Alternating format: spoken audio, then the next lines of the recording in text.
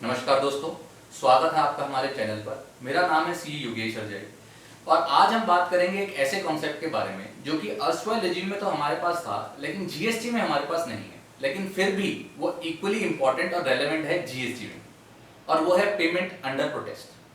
Payment under protest simple भाषा में हम समझे तो बेसिकली एक स्टेटमेंट, एक डिक्लेरेशन है टैक्स पेयर की तरफ से टैक्स ऑफिसर को, ये बताते हुए कि जो अमाउंट टैक्स पेयर पे कर रहा है वो अनविलिंगली पे कर रहा है, उसके हिसाब से ये अमाउंट बनता नहीं है और इस पेमेंट को टैक्स पेयर के पार्ट पे एक्सेप्टेंस ऑफ लायबिलिटी ना समझा जाए।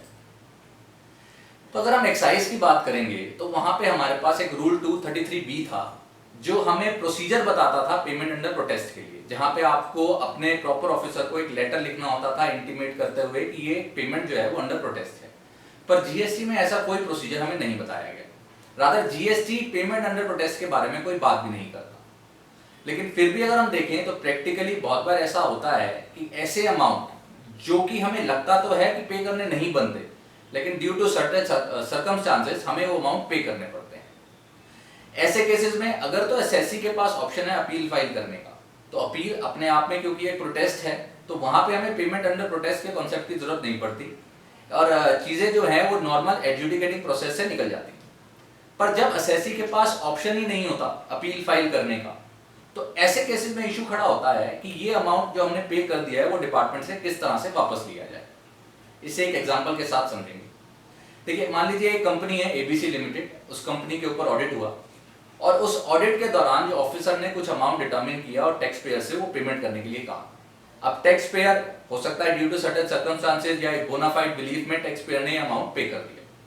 अब ऐसे अमाउंट्स होते क्या हैं, ये 74(5) में नॉर्मली पे किए जाते हैं।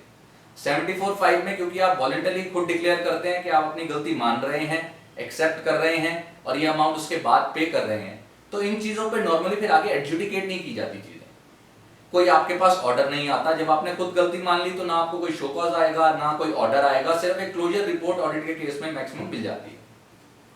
लेकिन बाद में अगर आप रियलाइज करते हैं कि अमाउंट जो था वो गलत था और अब आपको ये डिपार्टमेंट से वापस लेना है, तो आपके पास ऑप्शन नहीं बचता, क्योंकि ऑर्डर कोई है नहीं तो अपील आप फाइल कर नहीं सकते, रिफंड आप क्लेम कर नहीं सकते क्योंकि अगेन आपने खुद अपनी गलती मानकर ये जमा कराया है। तो ऐसे केसेस में जो हमारे पास काम में आता है वो है कॉन्सेप्ट पेमेंट अंडर प्रोटेस्ट का।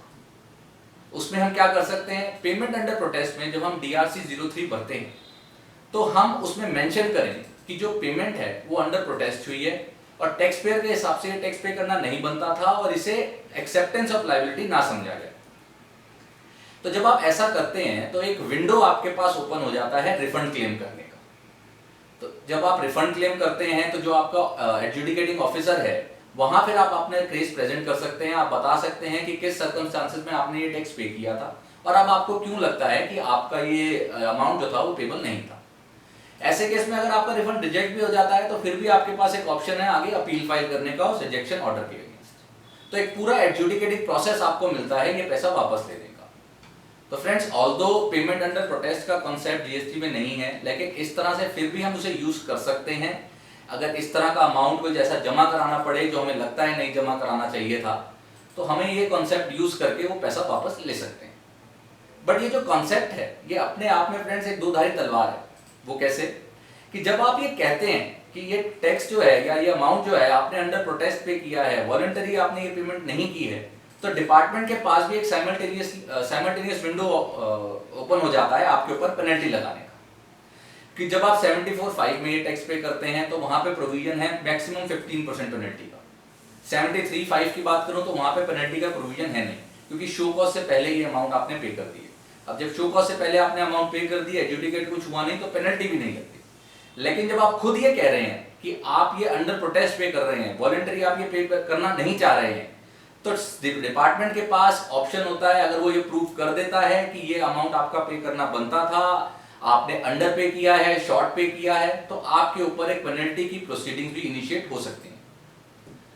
तो फ्रेंड्स, पेमेंट अंडर प्रोटेस्ट का कॉन्सेप्ट अगर आप यूज करना चाहें, फ्यूचर में कोई ऐसी पेमेंट हो जो आपको लगता है नहीं होनी चाहिए, तो आप ये कॉन्सेप्ट को यूज कर सकते हैं। लेकिन इस चीज का ध्यान रखें कि कल को अगर ये उल्टा साबित होता है, आपकी लायबिलिटी निकल के आती है, तो आपके ऊपर पेनल्टी भी लग सकती है।